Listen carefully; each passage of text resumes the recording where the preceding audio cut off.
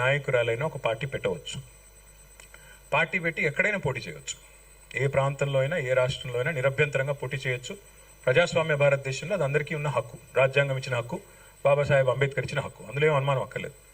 కానీ ఏ ప్రాంతంలో అయితే మీరు పోటీ చేయాలనుకుంటున్నారో ఆ ప్రాంత ఆకాంక్షలు, ఆ ప్రాంత పరిస్థితులు, ఆ ప్రాంత ప్రజలు, వారి యొక్క మానసిక స్థితిగతులు, వారి యొక్క పోరాటాలు, వారి యొక్క త్యాగాలు కూడా మీరు తెలుసుకోవాలి. వారి మీద అభిమానం ఉండాలి.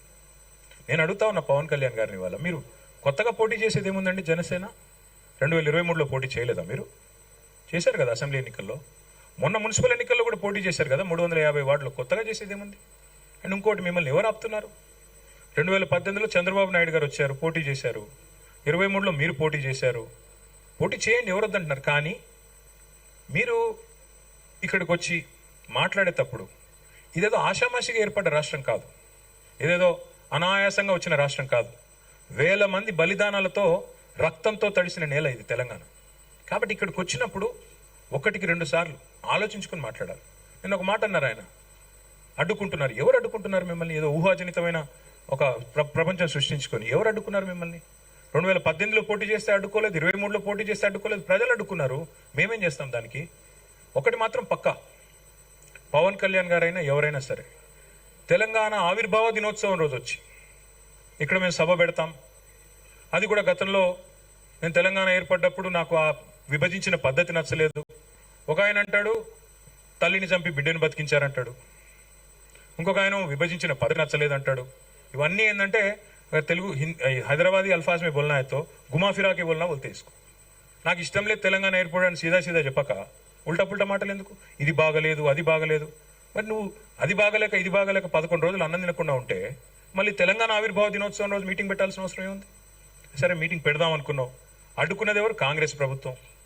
ఏమైనా అనాలనుకుంటే వాళ్ళని అనాలా? కాబట్టి పవన్ కళ్యాణ్ గారైనా ఎవరైనా ఈ దేశంలో ఎక్కడైనా పోటీ చేయొచ్చు, మాకు అభ్యంతరం లేదు.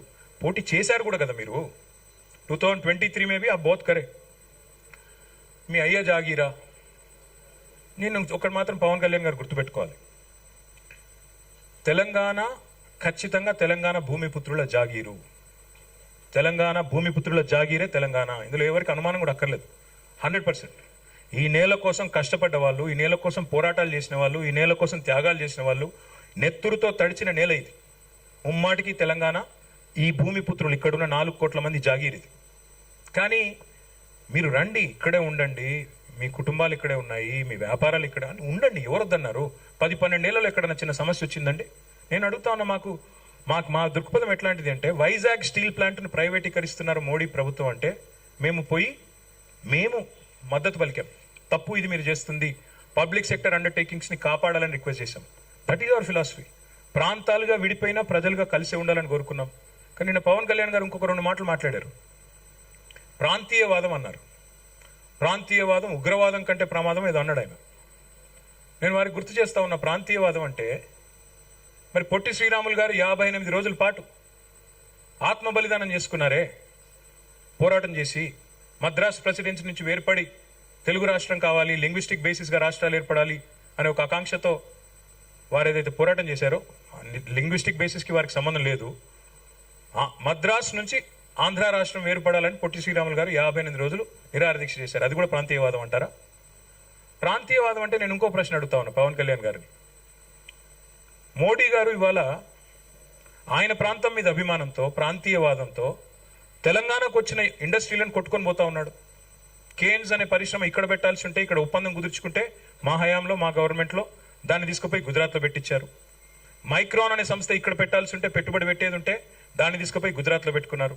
మరి జాతీయవాదం ముసుగులో చేస్తున్న ఈ ఆర్థిక ప్రాంతీయవాదం కరెక్టా? ఏది కరెక్టు?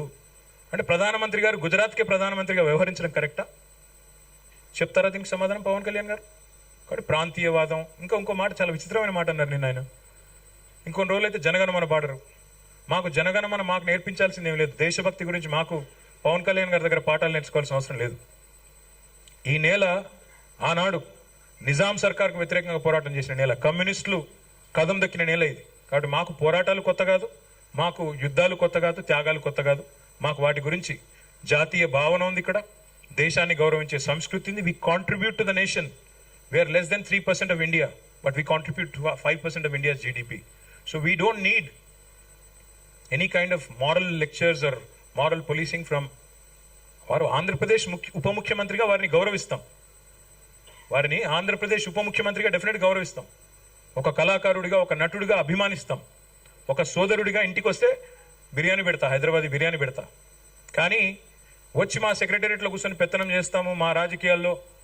మరి ఇంకా మొన్ననే కదా వేరుపడ్డది, ఇంత కష్టపడి 60 ఏళ్ళు పోరాటం చేసి మొన్న వేరుపడ్డాం 2014లో. మొన్న చంద్రబాబు నాయుడు గారు రానే వచ్చాయి 2018లో. మళ్ళీ ఇప్పుడు మీరు కూడా వస్తారు 2023లో. That's all I'm saying. And last word I will like to say on this. Pawan Kalyan గారిది మధ్యన ఓజీ అని సినిమా వచ్చింది. I would like to remind my brother Pawan Kalyan, we have a Telangana OG KCR. ఇక్కడ మా కేసీఆర్ గారు ఉన్నారు, ఆయన చాలు మాకు. He will take care of us, he will take care of the state and our issues. As supplementary, Yeah, Ratna, ask about, please. sir, if I can take a Bye. Yeah, Ratna. Yes ma'am. अरे mic तो दो यार. ఆగిరా తెలంగాణ. నా మీద దాడులు చేస్తా ఉంటున్నారు కదా. నాకు తెలంగాణలో బెదిరింపుల కంటే కూడా ఆంధ్రాలో బెదిరింపులు ఎక్కువ. నాకు తెలంగాణలో ఇంకా రానివ్వు అంటారు నన్ను. ఆంధ్రాలో అయితే తల తీసేయని అంటారు కోనసీమలో కొంతమంది. నేను ఓడిపోయినప్పుడు 2019లో ఓడిపోయినప్పుడు మన తెలంగాణ నాయకులు ఒకరే చెప్పారు, అన్నా మా తెలంగాణలో ఉంటే నీకు పరిస్థితి రానిచ్చేవాళ్ళం కాదని చెప్పి. నాకు నిజంగా తెలంగాణ అద్భుతంగా ఉండాలి, యువతకు అద్భుతమైన అవకాశాలు రావాలని కోరుకుంటాను తప్ప నాకు ఇక్కడ కొత్తగా బావుకునేది లేదు, ఏమీ లేదు. బెదిరించే వాళ్ళందరికీ ఒకటే చెప్తున్నాయి. నా ఇంటి ముందు ఎందుకు పెట్టారంటే ఎవరన్నా దాడి చేయాలంటే సంతోషంగా దాడి. ఇదే నా ఇంటి అడ్రస్, అది మీకు తెలియదు. నాకు అలాంటి భయాలు లేవు. నాకు